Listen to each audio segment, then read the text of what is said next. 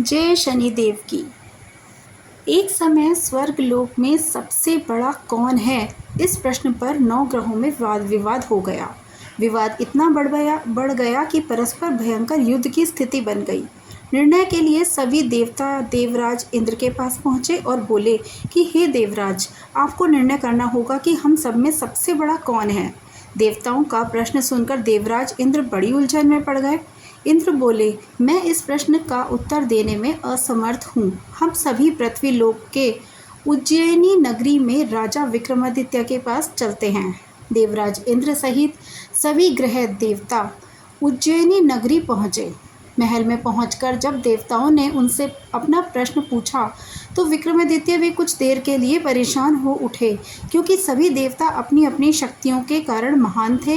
किसी को भी छोटा या बड़ा कह देने से उनके क्रोध के प्रकोप से भयंकर हानि पहुंच सकती थी। अचानक राजा विक्रमादित्य को एक उपाय सूझा और उन्होंने विभिन्न धातु स्वर्ण रजत जैसे कि चांदी, कांसा, तांबा, सीसा, रंगा, जस्ता, अभ्रक व लोहे के 9 आसन बनवाए। धातु के गुणों के अनुसार सभी आसनों को एक दूसरे के पीछे रखवाकर उन्होंने देवताओं को अपने अपने सिंहासन पर बैठने के लिए कहा। देवताओं के बैठने के बाद राजा विक्रमादित्य ने कहा, आपका निर्णय तो स्वयं हो गया। जो सबसे पहले सिंहासन पर विराजमान है वही सबसे बड़ा है। राजा विक्रमादित्य के निर्णय को सुनकर शनि देवता ने सबसे पीछे आसन पर बैठने के कारण अपने को छोटा जानकर क्रोधित हो गए और कहा कि राजा विक्रमादित्य, तुमने मुझे सबसे पीछे बैठाकर मेरा अपमान किया है। तुम मेरी शक्तियों से परिचित नहीं हो। मैं तुम्हारा सर्वनाश कर दूंगा। शनि ने कहा, सूर्य एक राशि पर 1 महीने, चंद्रमा 2.25 दिन, मंगल 1.5 महीने, बुध और शुक्र 1 महीने, बृहस्पति 13 महीने रहते हैं, लेकिन मैं किसी राशि पर 7.5 साल यानी कि 7.5 वर्ष तक रहता हूँ। बड़े बड़े देवताओं को मैंने अपने प्रकोप से पीड़ित किया है। राम को 7.5 के कारण ही वन में जाकर रहना पड़ा। रावण को 7.5 के कारण ही युद्ध में मृत्यु का शिकार बनना पड़ा। राजा, अब तू भी मेरे प्रकोप से नहीं बचेगा।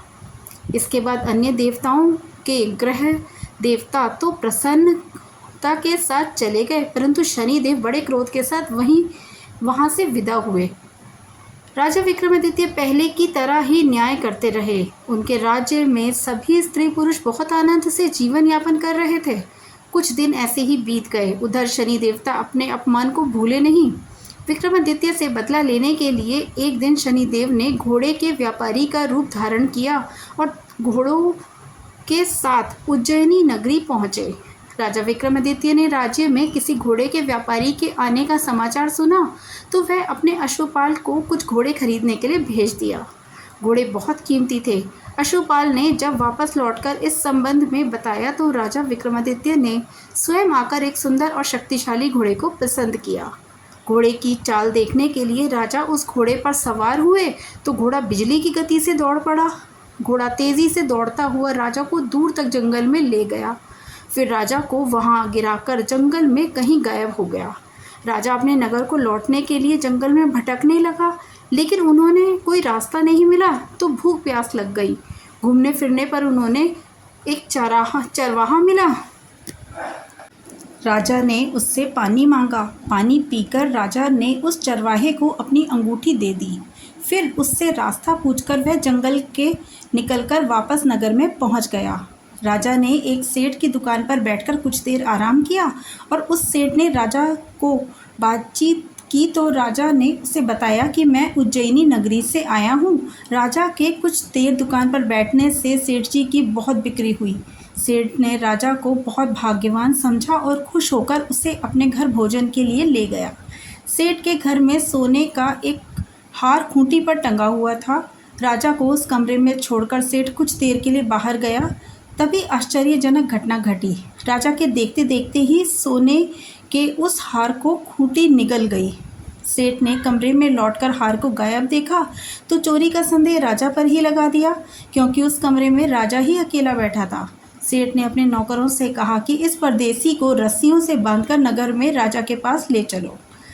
राजा ने विक्रमादित्य से हार के बारे में पूछा तो उसने बताया कि उसके देखते ही देखते खूंटी ने हार को निगल लिया था, पर इस पर राजा ने क्रोधित होकर चोरी करने के अपराध में विक्रमादित्य के हाथ पांव काटने का उपदेश दे दिया।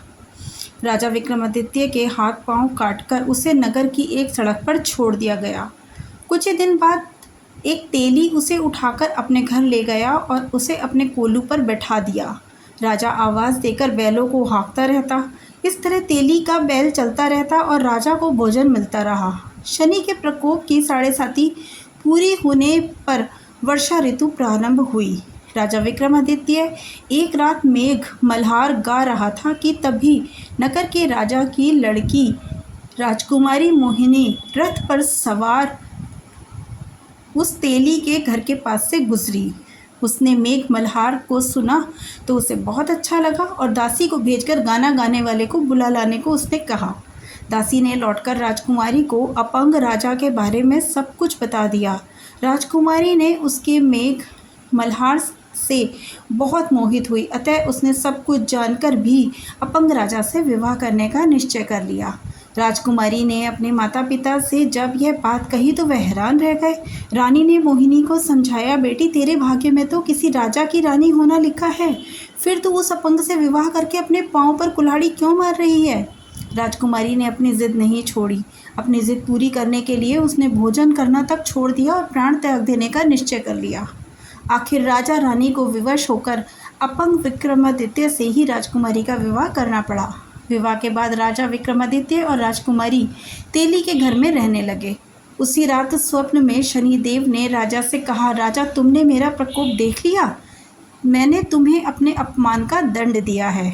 राजा ने शनिदेव से क्षमा करने को कहा और प्रार्थना की कि हे शनिदेव, आपने जितना दुख मुझे दिया है अन्य किसी को न देना। शनिदेव ने कुछ सोचकर कहा, राजा मैं तुम्हारी प्रार्थना स्वीकार करता हूँ। जो कोई स्त्री पुरुष मेरी पूजा करेगा, शनिवार को व्रत करके व्रत कथा सुनेगा, उस पर मेरी अनुकंपा बनी रहेगी। प्रातः काल राजा विक्रमादित्य की नींद खुली तो अपने हाथ पांव को देखकर राजा को बहुत खुशी हुई। उसने मन ही मन शनिदेव को प्रणाम किया। राजकुमारी भी राजा के हाथ पैर सही सलामत देखकर आश्चर्य से डूब गई। तब राजा विक्रमादित्य ने अपना परिचय देते हुए शनिदेव के प्रकोप की सारी कहानी सुनाई। सेठ को जब इस बात का पता चला तो दौड़ता हुआ तेली के घर पहुंचा और राजा के चरणों में गिरकर क्षमा मांगने लगा। राजा ने उसे क्षमा कर दिया क्योंकि यह सब तो शनिदेव के प्रकोप के कारण ही हुआ था। सेठ राजा को अपने घर ले गया और उसे भोजन करवाया। भोजन करते समय वहाँ एक आश्चर्यजनक घटना घटी। सबके देखते देखते ही उस खूंटी ने हार उगल दिया। सेठ जी ने अपनी बेटी का विवाह भी राजा के साथ कर दिया और बहुत से स्वर्ण आभूषण धन आदि देकर राजा को विदा किया। राजा विक्रमादित्य राजकुमारी मोहिनी और सेठ की बेटी के साथ उज्जैनी पहुंचे तो नगरवासियों ने हर्ष से उनका स्वागत किया। अगले दिन राजा विक्रमादित्य ने पूरे राज्य में घोषणा कराई कि शनिदेव सब देवों में सर्वश्रेष्ठ हैं। प्रत्येक स्त्री पुरुष शनिवार को उनका व्रत करके अथवा व्रत कथा अवश्य सुने। राजा विक्रमादित्य की एक घोषणा से शनिदेव बहुत प्रसन्न हुए। शनिवार का व्रत करने और व्रत कथा सुनने के कारण सभी लोगों की मनोकामनाएं शनिदेव जी ने पूर्ण की और सभी लोग आनंद पूर्वक रहने लगे। जय श्री शनिदेव की। ओम शनि शनैश्चराय नमः।